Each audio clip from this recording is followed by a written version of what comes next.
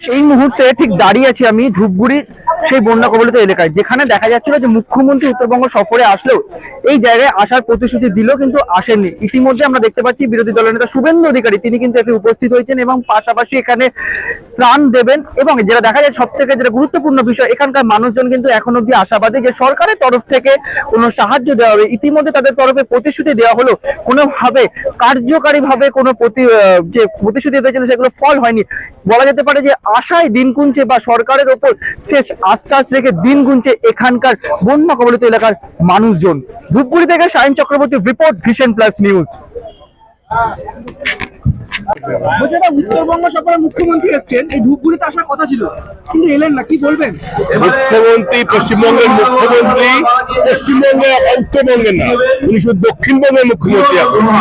যখন দক্ষিণবঙ্গে প্রচন্ড গরমে স্কুল ছুটি হয়ে যায়, উত্তরবঙ্গে ছুটি হয়, কিন্তু আপনার দেশে এত বড় দুর্যোগ, প্রাকৃতিক দুর্যোগ হলো উত্তরবঙ্গ জুড়ে, দক্ষিণবঙ্গে কোনো এফেক্ট নেই, কোনো ছুটি নেই, কোনো হয়নি।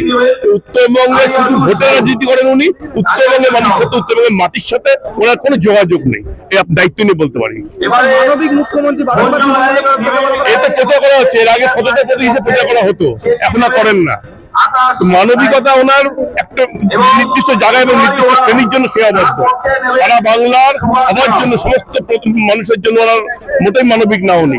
উত্তরবঙ্গ শুধু ভোটের রাজনীতি সেটা কিচ্ছু করেন না উনি, শুধু মানুষের ভোটের জন্য চেষ্টা করেন। উত্তরবঙ্গের লোক তৃণমূল থেকে মুখ ফিরিয়ে নিয়েছে, আগামী দিনেও ফিরে থাকবে ওনার এই কাজের জন্য। ওনার খুব চাটুকারিতা মানুষ উত্তরবঙ্গের পুজো হয়েছে। উত্তরবঙ্গ মানুষ উনি খুব সরল লোক, তো উনি খুব ভাবে বোকা। এই সরলতা বোকাই হওয়াটা ওনার দুর্বলতা। উত্তরবঙ্গের মানুষ এত সচেতন, উত্তরবঙ্গের মানুষ বুঝে গেছে যে উনি যা করছে উত্তরবঙ্গের না, মাঝে মাঝে যেটা বলেন আমার বিরোধিতা, পাহাড় দেখতে আসে, টাইগার হিল দেখতে আসে, সময় কাটাতে আসে, ভালো পরিবেশের জন্য আসে, প্রকৃতির জন্য আসে, মানুষের সাথে মাটির সাথে টান সেটা ওনার কোনোদিন ছিল না, আদৌ নেই। বলছি মুখ্যমন্ত্রী না আসেনি, বলে আসেননি। ঘর তৈরি করার জন্য কোনো ব্যবস্থা হয়নি, এমনি সার্ভে হচ্ছে, সার্ভে করতেছে।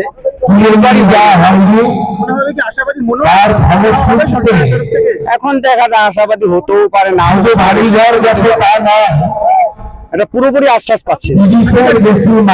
মানুষের মারা গেছেন, তাদেরকে তো কোনো আশ্বাস সাহায্য হাত বাড়িয়ে দিচ্ছে, আশ্বাস দিয়েছে, কিন্তু এখন তো হয় আরো বাড়বে।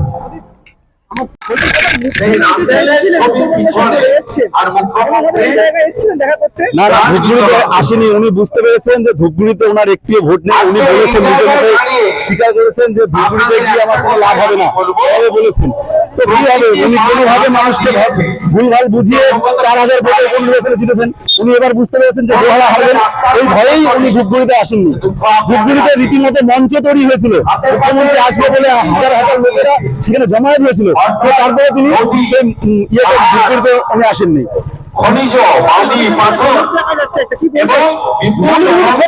দেখেন সব কিছুতেই তো আমরা চুরি। এই যে মানুষের যেসব প্রাণ দিচ্ছে সরকারি, সেসব জিনিস সারাক্ষণ এখানকার তৃণমূলের যে নেতারা তারা সবকিছু চুরি করে নিয়ে যাচ্ছে।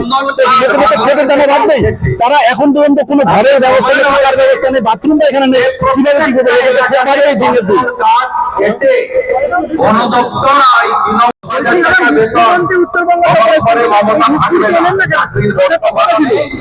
মুখ্যমন্ত্রী উত্তরবঙ্গে বন্যা দুর্গত মানুষের জন্য আসেননি।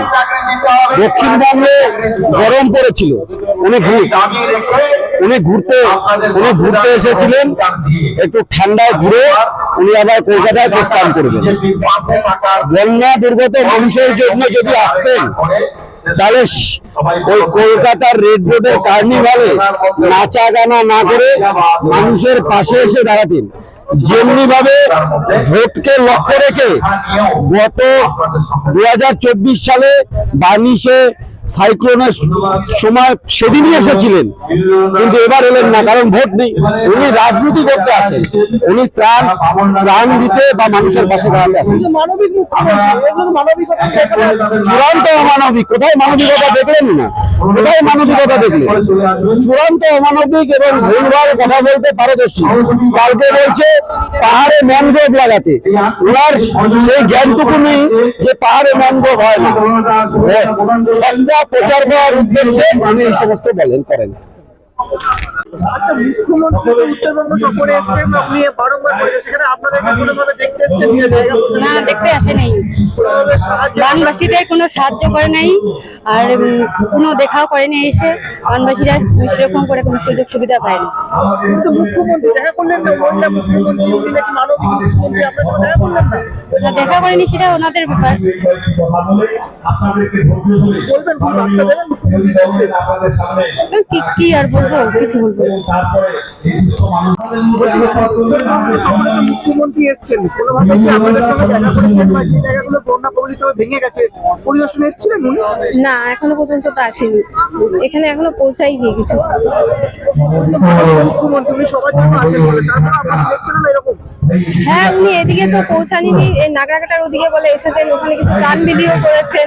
আমাদের এখানে কোনো এত বন্যা কবলিত মানুষগুলো এত না খায় না দিয়ে আছে, তাদের জন্য কিছুই করেনি। একবার দেখতে কোনোভাবে অনুদান দেওয়ার কথা বা ঘর বানিয়ে দেওয়ার জন্য? হ্যাঁ, উনি তো মুখে বলছেন যে অনুদান পাঠিয়ে দিয়েছি, এটা দিয়েছি ওটা দিয়েছি, কোথায় এখনো তো কিছু পাচ্ছি না।